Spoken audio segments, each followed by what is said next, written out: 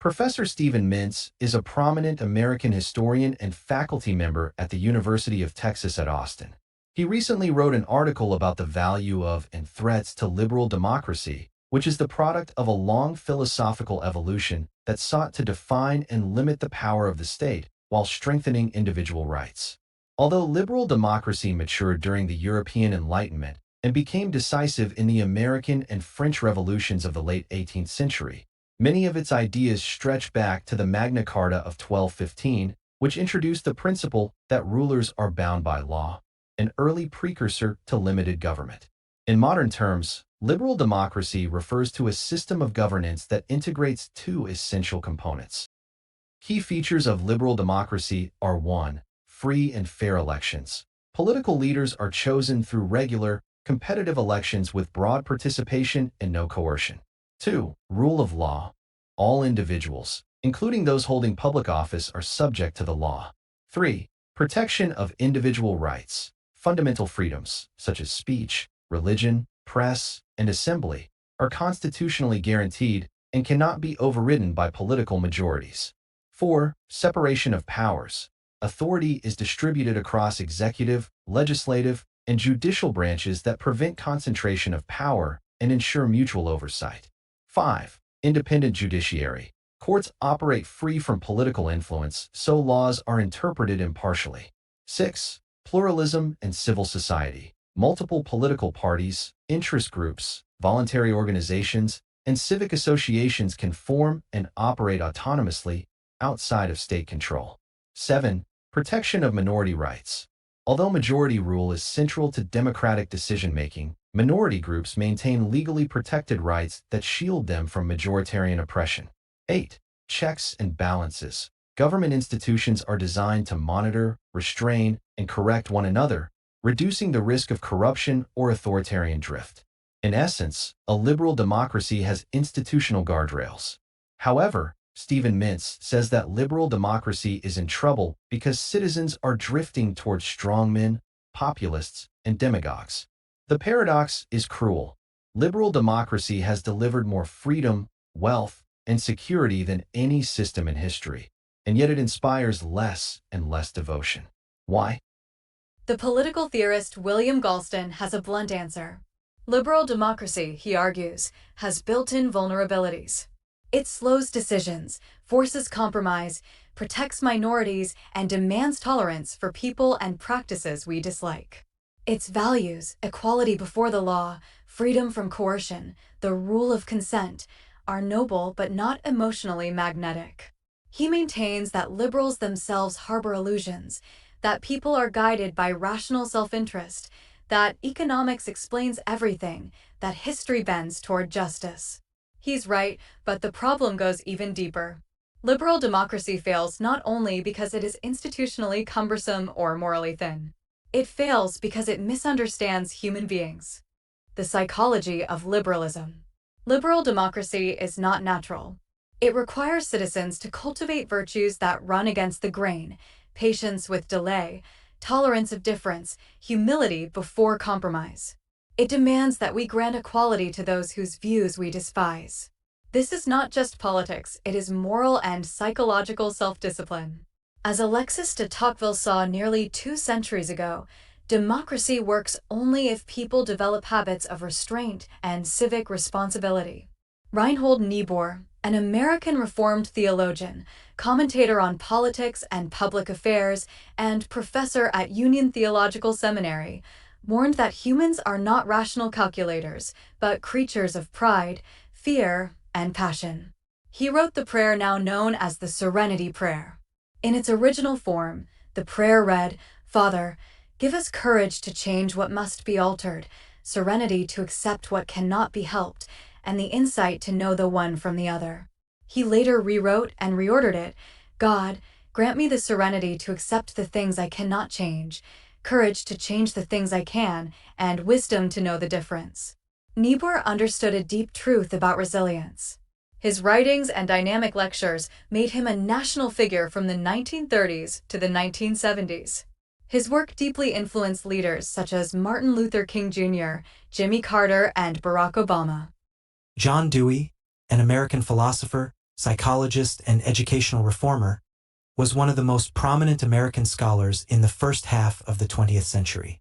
The overriding theme of Dewey's work was his profound belief in democracy, be it in politics, education, or communication and journalism. Many would argue he was the most significant educational thinker of the 20th century, and that he changed fundamental approaches to teaching and learning. His ideas about education sprang from a philosophy of pragmatism and were central to the progressive movement in schooling. He held that democracy was a way of life, one that required constant renewal through education, dialogue, and shared practices. In light of his importance, it is ironic that many of his theories have been relatively poorly understood and haphazardly applied over the past 100 years.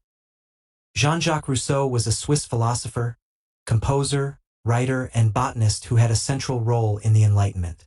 His controversial life and thought significantly influenced modern political, educational, and economic thought. Democracy, he believed, needed a civil religion, shared rituals and myths to bind citizens together. Without such a moral framework, he feared democracy would disintegrate into factions and selfishness. The thinness of value neutrality. Liberals boast of neutrality. The state will not tell you how to live, what to believe, or whom to love. That neutrality is essential, but it is also emotionally barren. Isaiah Berlin, a Russian-British political theorist, philosopher, and historian, called it negative liberty. Human beings crave depth, belonging, and story. That's why Carl Schmitt, the dark prophet of illiberalism, a German jurist, author, and political theorist, that held various positions on Nazi councils, was a noted critic of parliamentary democracy and liberalism. He insisted that liberalism was doomed because it drained politics of passion. Judith Nischklar, a philosopher and political theorist who studied the history of political thought, notably of the Enlightenment period by contrast, defended a liberalism of fear, thin but essential, grounded in the prevention of cruelty. Yet even she acknowledged that such a defense of liberalism cannot by itself inspire devotion. Charles Taylor, a Canadian philosopher and professor emeritus at McGill University, is best known for his contributions to political philosophy, the philosophy of social science, the history of philosophy, and intellectual history. He made the point more positively: humans live within moral horizons, frameworks of meaning that give shape to our lives. Francis Fukuyama, an international relations scholar, American political scientist, and economist, was best known for his book, The End of History and the Last Man, 1992, which the British newspaper, The Sunday Times, described as one of the 12 most influential books since World War II. He echoed with the same concern in his more recent work: politics are not just about prosperity or security, but about the craving for dignity and recognition. Liberal democracy has too often neglected that hunger.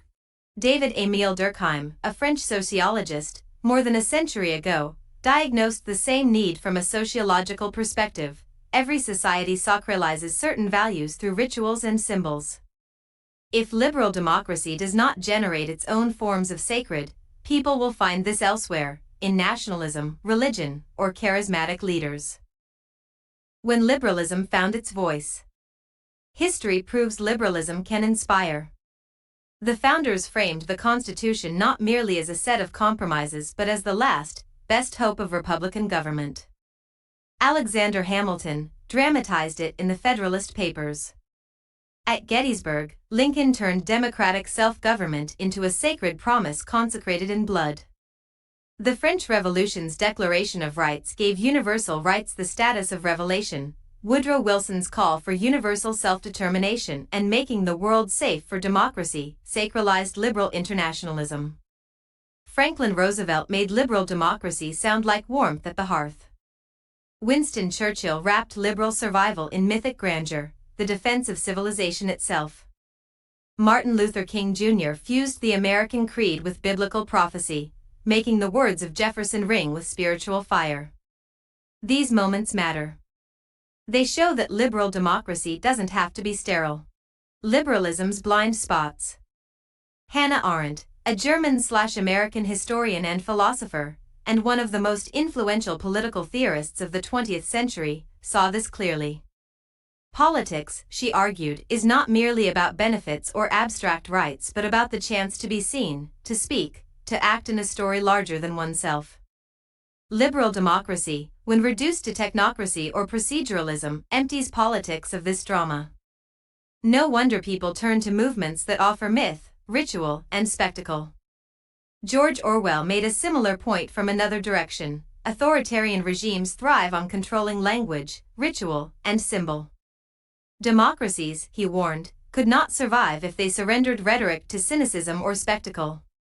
Dr. Cornell Ronald West, an American philosopher, theologian, and political activist, was an independent candidate in the 2024 United States presidential election and is an outspoken voice in left-wing politics in the United States. More recently, has put it even more sharply, democracy without prophetic fire, without a language of justice, sacrifice, and love, risks becoming a managerial machine, incapable of inspiring devotion.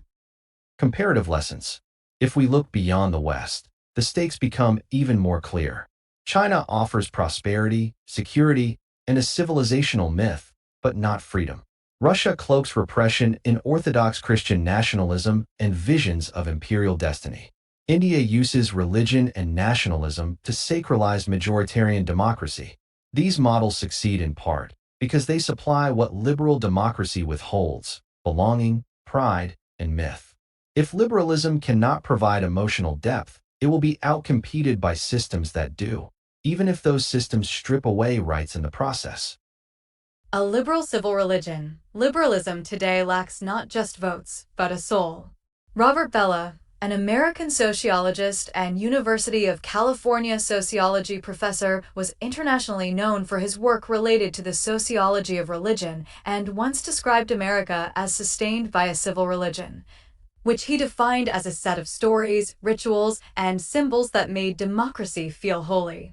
Benedict Anderson, an Anglo-Irish political scientist and historian who lived and taught in the United States, is best known for his 1983 book, Imagined Communities, which explored the origins of nationalism and called nations imagined communities, bound together by shared myths and memories.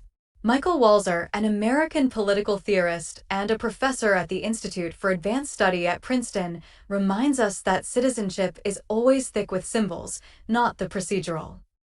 The choice ahead. Galston is right. Liberal democracy's vulnerabilities are real, illusions are costly.